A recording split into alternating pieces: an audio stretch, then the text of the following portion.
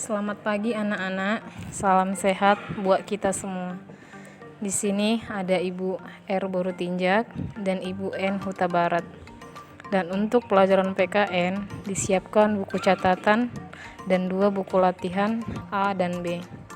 Baiklah anak-anak Ibu, hari ini kita belajar PKN dengan materi arti dan kedudukan Pancasila pada halaman 2 bab 1.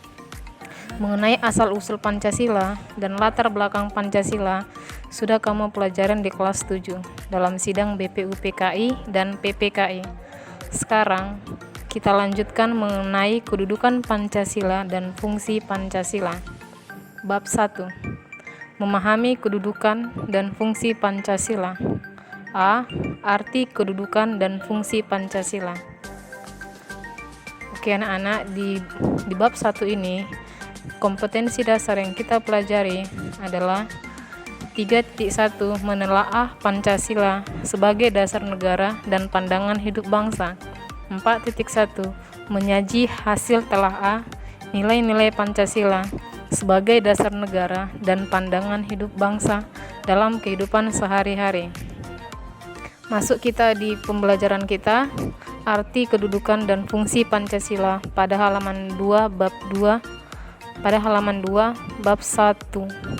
Mengenai asal-usul Pancasila, latar belakang Pancasila sudah kamu pelajari di kelas 7. Sekarang kita lanjutkan mengenai kedudukan dan fungsi Pancasila. Kedudukan Pancasila sebagai bangsa dan negara Indonesia adalah sebagai berikut. 1. Pancasila sebagai dasar negara diatur dalam Inpres nomor 12 tahun 1968. Yang kedua, Pancasila sebagai pandangan hidup bangsa Indonesia.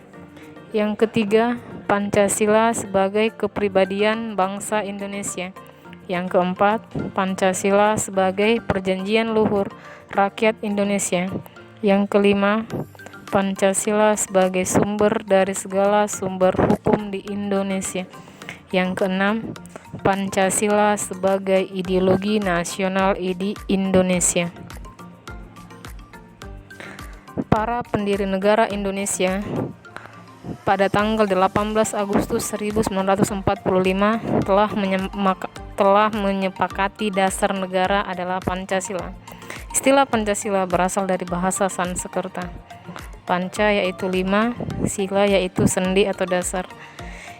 Disimpulkan berarti Pancasila merupakan rumusan dan pedoman kehidupan berbangsa dan bernegara bagi seluruh rakyat Indonesia. Di sini ada penjelasannya. Yang pertama, dasar negara maksudnya adalah landasan atau fondasi berdirinya sebuah negara. Misalkan, dasar negara Indonesia adalah Pancasila.